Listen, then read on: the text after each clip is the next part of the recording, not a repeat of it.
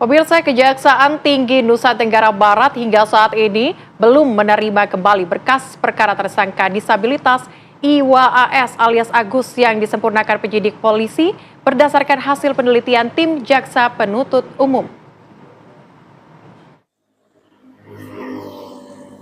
Kejaksaan Tinggi Nusa Tenggara Barat hingga saat ini belum menerima kembali berkas perkara tersangka tunadaksa dugaan pelecehan seksual IWAS alias Agus setelah sebelumnya dikembalikan Jaksa Penuntut Umum untuk disempurnakan.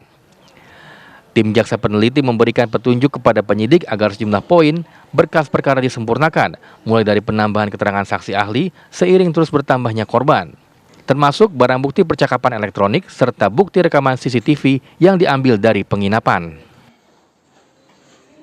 Itu, tapi sampai saat ini kami belum menerima berkas perkara, pengembalian berkas perkara.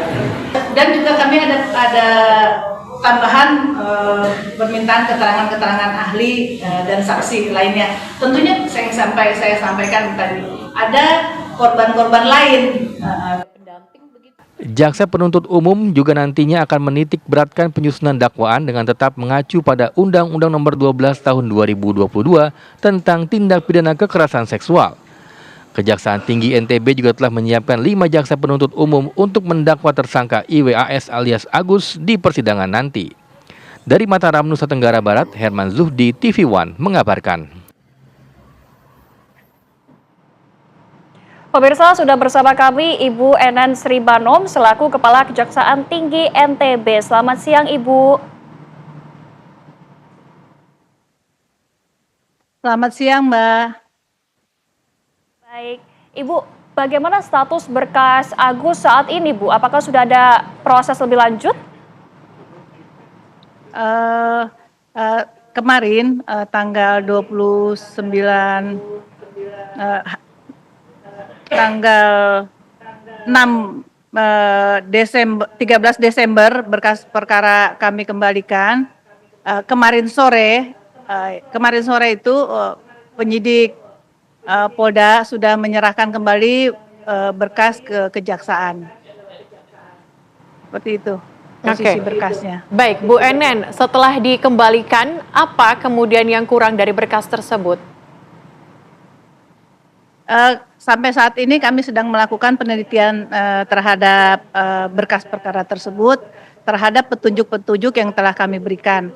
Sampai saat ini pun kami terus melakukan koordinasi dengan Polda dan juga KDD maupun kepada Lapas terkait dengan kesiapan-kesiapan ke depan penanganan perkara tersebut.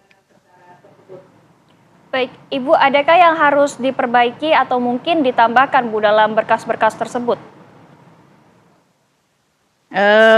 Dalam perkara tersebut yang perlu sebenarnya berkas perkara ini kalau kita melihat secara umum sudah memenuhi unsur semua. Namun demikian kami ingin penanganan perkara ini bisa kami melakukan penuntutan dalam persidangan itu bisa optimal dan maksimal. Contoh dalam laporan media disampaikan bahwa korban itu tadi yang saya sudah dengar, yang kita ketahui bersama bahwa korban itu sampai belasan gitu. Namun demikian dalam berkas perkara yang kami terima saat ini hanya 5 orang. Karena apa? Itu kaitannya untuk nanti pada saat kita melakukan penuntutan makin dikaitkan dengan perbuatan yang dilakukan secara berulang-ulang, tentunya ada pemberatan tuntutan. Pertama itu. Selain itu, kami juga kan tidak hanya memperhatikan terhadap si tersangka, namun juga kami juga memperhatikan juga bagaimana perlindungan terhadap korban dan pemenuhan hak-hak korban. Itulah yang kemudian kita lakukan penyempurnaan berkas, bagaimana misalnya hak-hak korban, baik restitusinya maupun pengobatan daripada traumatik yang mereka terima dari korban, ataupun juga terhadap saksi-saksi yang kami berikan petunjuk untuk dilakukan pemeriksaan lebih mendalam, saksi-saksi ahli seperti itu. Oke, Bu Enen, dari 17 korban, 5 korban ini sudah memberikan keterangannya. Apa kemudian yang membuat korban lainnya ini belum memberikan keterangan? Apakah ada kendala? Eh, eh, mereka belum mau melakukan pelaporan, gitu. Karena seperti kita ketahui bahwa korban-korban pelecehan seksual itu memang memiliki traumatik sendiri dan juga ada kekhawatiran terhadap identitas mereka yang kemudian akan terungkap, dan itu akan akan membuat dirinya merasa tidak nyaman ataupun merasa masa depannya terkait terbaik apa yang dia terima itu menjadi hambatan kemudian untuk mereka ke depan, seperti itu biasanya gitu. Memang ada Oke. keberatan-keberatan ada salah satu yang korbannya itu anak di bawah umur yang orang tuanya merasa keberatan untuk dimintai keterangan gitu. Namun demikian terhadap 17 korban yang melakukan pelaporan ya, itu telah dilakukan pendampingan oleh contohnya KPA, pemerhati perempuan untuk dilakukan pendampingan terhadap mereka, seperti itu.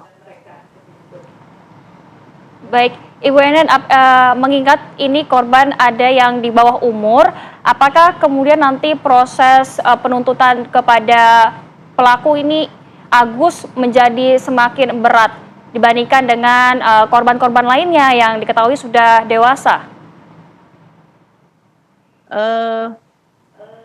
Tentunya karena memang ini tersangka Agus ini melakukan beberapa kali perbuatan, lebih dari satu kali terhadap korban-korbannya banyak, tentunya kami akan melakukan tuntutan dijuntokan dengan pasal 65, yaitu perbuatan yang berulang, berlanjut, atau biasanya kita sebut dalam konkursus idealis. Jadi untuk tuntutan itu akan diperberat menjadi tambah 1/3. Pertama itu. Kedua, terhadap apabila nanti ada korban anak yang kemudian memang nyatanya memang ada masuk dalam berkas perkara, ini kan belum ada dalam berkas perkara.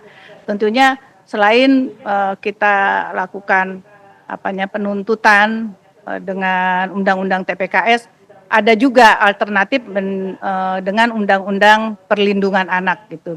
Undang-undang di mana di dalam undang-undang perlindungan anak itu ancaman hukumannya lebih berat daripada undang-undang TPKS, seperti itu. Bu Enen, terkait dengan kasus ini, apa saja kemudian persiapan yang sudah dilakukan oleh Kejaksaan Tinggi? Apakah sudah menentukan siapa yang akan menjadi jaksa penuntutnya nanti? Kami sudah menunjuk 6 orang jaksa, di mana dari 6 orang jaksa ini diketuai oleh jaksa penuntut umum Bapak Riki, itu adalah koordinator di bidang pidum, ada kasihnya juga, ada kasih pidum, ada juga jaksa penuntut perempuannya itu Ibu Dina, gitu, seperti itu. Baik, terima kasih Bu Enen atas waktunya pada siang hari ini, Bu. Selamat siang.